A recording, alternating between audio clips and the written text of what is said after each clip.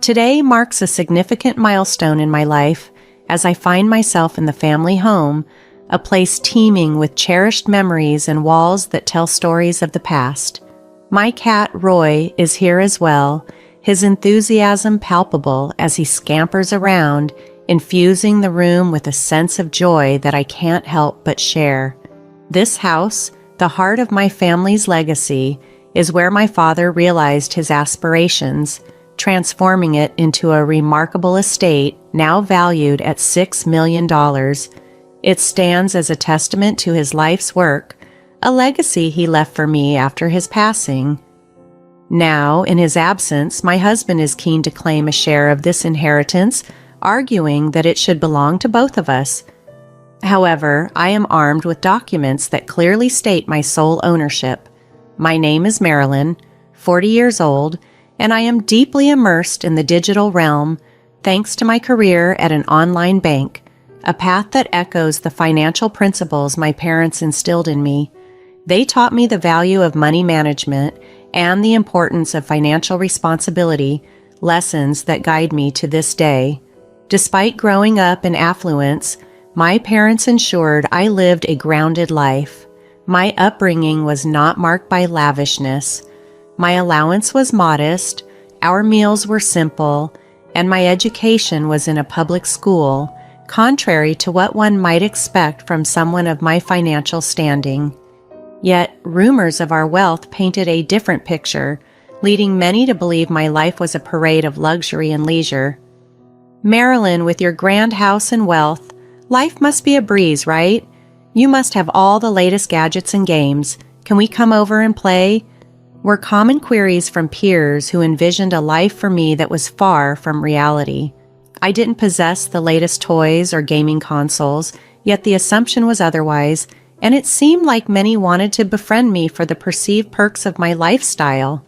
Today, as I stand in this house surrounded by both the tangible and intangible pieces of my heritage, I am reminded of the true richness of my life, rooted not in material wealth, but in the values and memories that shape who I am.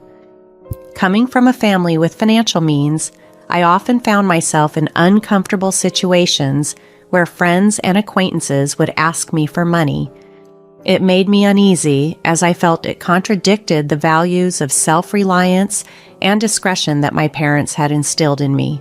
This discomfort escalated when I found myself in a dilemma after accidentally breaking Emma's gaming console. At the time, I had no money to replace it, which worsened the situation. Around the same period, Barbara, a new classmate, became a part of my life. She inquired whether I had informed my parents about the incident with the console, but fear of disappointing them kept me silent. "I can't tell them. They might get upset," I confessed to Barbara, hoping for her understanding. Regrettably, when she asked me for financial help, I had to decline due to my parents' strict rule against lending money. Apologizing to Barbara was hard, and it made our school interactions awkward. Things took a turn for the worse when Barbara tearfully reacted to my refusal, and soon enough, rumors started circulating that I was unwilling to help a friend despite my family's wealth. Attempts to clarify that I had no spare money were futile.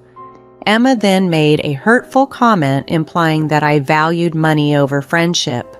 The situation deteriorated further when Emma and Barbara began spreading falsehoods that I owed them money and were refusing to compensate for the broken console. The school eventually intervened and learned the truth, reprimanding Emma and Barbara. However, the rumors continued to spiral, eventually reaching my parents. My father stepped in, arranging a meeting with both families. Despite their apologies, the damage to our relationship was irreparable, and I chose to distance myself from Emma and Barbara. Despite this resolution, I still had to endure their cold stares and whispered comments. The whole ordeal was a painful lesson in trust and the complexities of friendship when mixed with money. That evening at dinner, my dad offered some advice that has resonated with me over the years.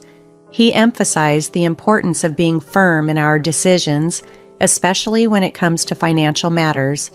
Marilyn, it's perfectly fine to say no, he advised, his tone warm and reassuring. He also suggested a practical approach for handling persistent inquiries about money. If someone keeps asking, just tell them you need to check with your parents even if you already know you can't lend the money. This wisdom on managing money issues with grace and assertiveness became a cornerstone of my growth. As I matured, I became more selective about the people I allowed into my inner circle, prioritizing character over financial considerations. Post-university, I was keen to keep my professional and personal lives distinct to avoid financial entanglements. These experiences underscored the value of setting clear boundaries in friendships and finances alike, shaping the person I became. By the time I was 32, I met Scott through a mutual friend. Despite our age difference, his authenticity and warmth were immediately appealing, and what started as casual dating soon blossomed into a serious relationship. 3 years later, we celebrated our union with a beautiful wedding, much to my parents' delight. About a month into our marriage, my father suggested inviting Scott over to our place. I had some reservations. Scott was a talkative person, and I feared he might unwittingly divulge sensitive family information.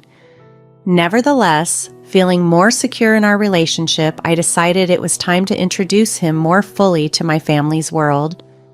During the visit, Scott was visibly impressed by my family's home, revealing that he hadn't fully grasped the extent of our wealth. While the visit itself went smoothly, Scott's relentless questions about our financial status during our drive home made me uncomfortable, particularly because I wasn't very familiar with the specifics of our family finances myself. A few months later, the situation took a dramatic turn when my mother called to inform me that my father had been hospitalized, an event that came as a shock and added another layer of complexity to our lives. It was a shock to discover that my dad was unwell, especially since I hadn't been aware of any health issues. Reflecting on our last meeting, I remembered noticing that he seemed under the weather, and now guilt and worry overwhelmed me. When my mom and I visited him in the hospital that Saturday, despite his efforts to stay upbeat, it was clear he was struggling. He even apologized for what he felt was a burden on us, which was just so typical of his kind-hearted nature. The doctor's news that he had advanced pancreatic cancer, which had spread too far for surgery, hit us hard. It was hard to grasp how someone as health-conscious as my dad could fall so ill. Throughout his diagnosis, he remained strong, focusing on our happiness rather than his suffering, which brought tears to all of our eyes. Due to hospital regulations, only immediate family could visit, which saddened him as he hoped to create more happy memories with friends at home. This reminded us all of the vibrant life he had envisioned for us. I promised him that I would keep our home a place of joy, even in his absence. This promise became a cornerstone of how I coped with the situation. To honor my dad, I decided to renovate our family home, giving me something positive to focus on during such a difficult period. Scott, always so caring, expressed concern about the extent of my involvement, unaware of the additional challenges I was facing, like issues with our family estate that I had yet to disclose to him. When Scott inquired about my dad's condition, I finally opened up about all the difficulties we were facing. It was a relief to share the burden as I juggled work, hospital visits, and the flood of emotions that came with them. However, tension arose when Scott began to question the financial implications of my dad's illness and the status of the family estate. He even suggested we seek legal advice to prepare for any eventuality concerning my mom, which stirred up painful memories for me. My dad had always had a trusted lawyer, and the thought of diving into legalities at such a time felt incredibly raw and complicated. Scott's cautious approach to finances began to create tension in our relationship. This tension escalated a few months later when my father sadly passed away after a valiant fight against his illness. As we navigated the challenging period that followed, discussions about inheritance began to emerge within my family. I inherited a substantial property, a mansion valued at $6 million, which only heightened Scott's curiosity and involvement. Despite my efforts to keep him at a distance from these discussions, his excitement about moving into the mansion and his persistent questions about financial details took me by surprise. I later discovered that he had spoken to my cousin at the funeral, who had offhandedly mentioned that it would be a waste for such a grand house to remain unoccupied. This remark only complicated matters further. Despite my attempts to make it clear to Scott that the inheritance was mine and not something to be shared, he seemed unwilling or unable to accept this. Our relationship grew increasingly strained. At my father's funeral, Scott was present but disengaged, not assisting with the memorial services or the subsequent legal matters. As we tried to settle back into daily life, Scott shocked me by claiming he had changed the ownership of the family home into his name, presenting legal documents as proof. This betrayal was not only a profound breach of trust, but also a clear disregard for the respect and boundaries within our relationship. Dealing with these inheritance issues exposed deeper problems in our marriage, forcing us to reevaluate our values, the trust between us, and the direction of our relationship. When Scott bluntly suggested that we could continue living as roommates in the house without much financial support from him, and even threatened divorce if I disagreed, I was devastated. The magnitude of his actions and proposals was overwhelming. I pleaded with him to reconsider what he was doing, hoping he would see the emotional and relational turmoil his actions had caused. When Scott made the unilateral decision to change the ownership of our family home without my consent, he claimed he had consulted a lawyer. This revelation escalated our issues to the point where divorce seemed inevitable. I felt utterly betrayed and isolated, compelled to distance myself from the life and home I had shared with Scott. I couldn't fathom why Scott would take such drastic measures. It seemed that his perspective on money had shifted dramatically, impacting his action and our relationship negatively. The situation worsened the next day when Scott demanded the house keys, claiming ownership. His attempt to enter the house was thwarted by security, whom I provided with the legitimate ownership documents that affirm the house was indeed mine, a gift from my father. Upon seeing the proof, Scott was taken aback. He had entrusted a man named Frank to handle the legalities of changing the ownership and had paid him $410,000. Unfortunately, it turned out to be a scam. Frank was nowhere to be found, ignoring all of Scott's attempts to contact him. Scott's frustration soon turned towards me. He accused me of overspending and questioned my understanding of inheritance laws. Despite Scott's attempts to mend our relationship and his suggestions to give our marriage another shot, the trust we once shared was irreparably damaged. I had to ask the security guard to escort him off the property, marking the end of a painful chapter in my life. In the months that followed, I had ample time to reflect on everything that had transpired. This period of introspection helped me understand just how crucial trust and honesty are in a relationship. The ordeal with Scott, filled with deceit and betrayal, taught me to guard against letting financial matters cloud my judgment. During the first memorial service for my dad at our family temple, Scott made an unexpected appearance. Since our divorce, his life had taken a downward turn. He was unemployed and facing financial difficulties. This encounter was a stark reminder of how drastically our lives had diverged since the split. Seeing Scott at my dad's memorial service brought a mix of emotions. The people he had trusted had clearly failed him, and he stood there looking visibly distressed and out of place during such a solemn event. His attempt to apologize, though tearful, unintentionally caused a stir among my relatives. Despite his emotional state, I found it necessary to ask him to leave, and security had to intervene to ensure it was done. This was not only a difficult moment, but also a turning point for me. reinforcing my desire to move forward and leave our shared past behind. I decided it was time to move out of my parents' home, a decision I had been considering for some time. I found a new place to live, severing ties with Scott completely. Meanwhile, Scott continued to visit the property which my mom and I had transformed into a rental villa. This new venture allowed us to turn a family property into a source of joy and retreat for many visitors. On his part, Scott appeared to be making positive strides. He secured a new job and seemed dedicated to starting anew.